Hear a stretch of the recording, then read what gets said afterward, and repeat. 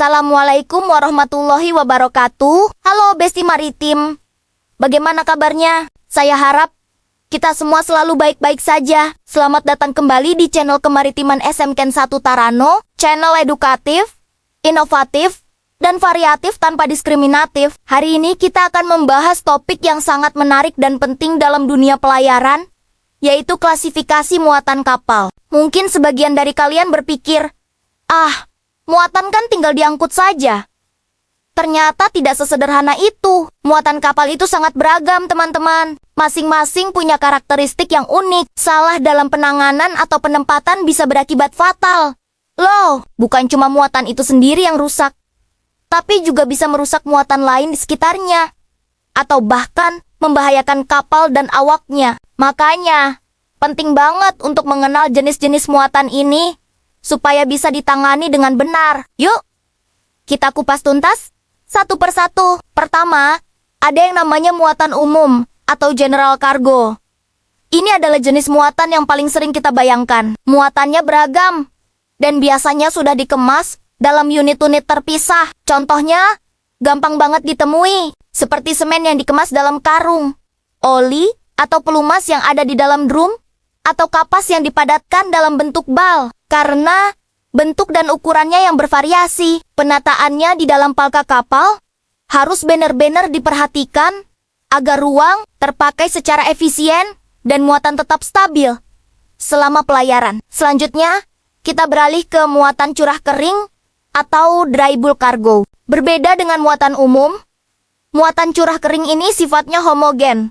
Artinya, hanya terdiri dari satu jenis barang saja. Dan yang paling penting, muatan ini tidak dikemas sama sekali. Jadi, muatannya langsung dituangkan atau dicurahkan ke dalam palka kapal. Contoh yang paling umum adalah batu bara, biji besi, gandum, jagung, gula, atau pupuk curah. Kapal yang mengangkut jenis muatan ini biasa disebut kapal bulk carrier atau kapal curah. Dari yang kering, kita pindah ke yang basah, yaitu muatan cair atau liquid cargo. Mirip dengan muatan curah kering, muatan cair juga diangkut dalam jumlah besar dan tanpa kemasan. Bedanya, muatan ini dimuat langsung ke dalam tangki-tangki khusus di kapal tanker. Jenisnya sangat banyak, mulai dari minyak mentah atau crude oil, produk olahan minyak seperti bensin dan solar, bahan kimia cair seperti asam sulfat dan metanol, sampai gas yang dicairkan seperti LNG dan LPG. Oh ya, minyak nabati seperti minyak kelapa sawit juga termasuk dalam kategori ini. Penanganannya butuh keahlian khusus, karena risikonya cukup tinggi. Nah, ada juga nih muatan yang manja dan butuh perlakuan istimewa, yaitu muatan dingin atau refrigerated cargo. Dari namanya saja sudah jelas. Ya, ini adalah jenis muatan yang kualitasnya sangat bergantung pada suhu. Muatan ini harus disimpan dalam suhu tertentu, biasanya dingin atau bahkan beku, selama perjalanan. Tujuannya tentu saja untuk menjaga kesegarannya dan mencegah pembusukan. Contohnya apa saja? Banyak. Ada buah-buahan, sayuran segar, daging, ikan, produk susu seperti keju dan yogurt, sampai bunga potong. Kapal yang mengangkutnya dilengkapi dengan sistem pendingin canggih dan sering disebut kapal reefer. Sekarang, kita bahas jenis muatan yang paling mendominasi era modern, yaitu muatan peti kemas atau containerized cargo.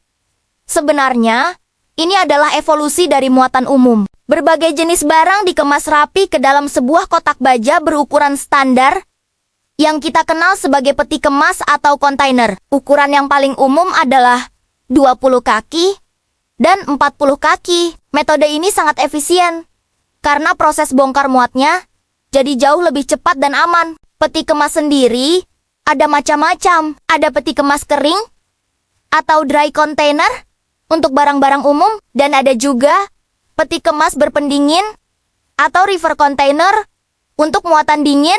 Berikutnya, ada kategori muatan untuk ukuran yang besar, yaitu muatan berat atau heavy lift cargo. Ini adalah muatan yang ukurannya super besar dan beratnya luar biasa. Saking besarnya, muatan ini tidak bisa diangkat dengan derek kapal biasa. Butuh peralatan angkat khusus dan perencanaan yang sangat matang untuk memuat dan menurunkannya. Bayangkan saja, mengangkut turbin pembangkit listrik, lokomotif kereta api, atau transformator gardu induk yang beratnya bisa ratusan bahkan ribuan ton. Prosesnya sangat spektakuler. Lalu, ada muatan kendaraan atau vehicle cargo. Sesuai namanya, ini adalah muatan yang isinya berbagai jenis kendaraan beroda, mulai dari mobil, motor, truk, bus, sampai alat berat seperti traktor. Kapal yang khusus mengangkut muatan ini disebut kapal Ro-Ro, singkatan dari Roll-on atau Roll-off. Unik kan, dinamakan Ro-Ro karena proses bongkar muatnya sangat praktis. Kendaraan tinggal dikendarai masuk ke dalam kapal melalui pintu rampa atau ramdor, dan begitu juga saat turun. Jadi, tidak perlu diangkat pakai derek. Efisien sekali. Terakhir, tapi yang paling butuh perhatian ekstra adalah muatan berbahaya atau dangerous goods. Ini adalah jenis muatan yang sifatnya bisa menimbulkan risiko serius terhadap kesehatan manusia, keselamatan pelayaran, dan kelestarian lingkungan. Penanganannya sangat ketat dan diatur oleh konvensi internasional yang disebut IMDG Code. Muatan berbahaya ini dibagi menjadi 9 kelas, masing-masing dengan tingkat risikonya sendiri. Contohnya antara lain, bahan peledak, seperti dinamit, cairan yang mudah terbakar seperti bensin, bahan beracun seperti sianida, hingga bahan radioaktif. Kesalahan kecil dalam penanganan muatan ini bisa berakibat bencana. Itulah tadi 8 klasifikasi utama muatan kapal, dari muatan umum yang beragam, curah yang homogen, hingga muatan berbahaya yang butuh penanganan super ketat. Dengan memahami karakteristik masing-masing, para pelaku industri pelayaran bisa memastikan bahwa setiap barang sampai di tujuan dengan selamat, aman, dan efisien. Pengetahuan ini bukan hanya penting bagi para pelaut atau pekerja pelabuhan, tapi juga menarik untuk kita ketahui sebagai wawasan tentang betapa kompleksnya dunia logistik maritim yang menopang perdagangan global. Semoga penjelasan tadi dapat bermanfaat dan menambah wawasan kalian ya. Jangan lupa untuk like, komen, dan subscribe agar tidak ketinggalan konten-konten menarik lainnya dari kami. Terima kasih sudah menonton. Sampai jumpa di video berikutnya. Bye-bye.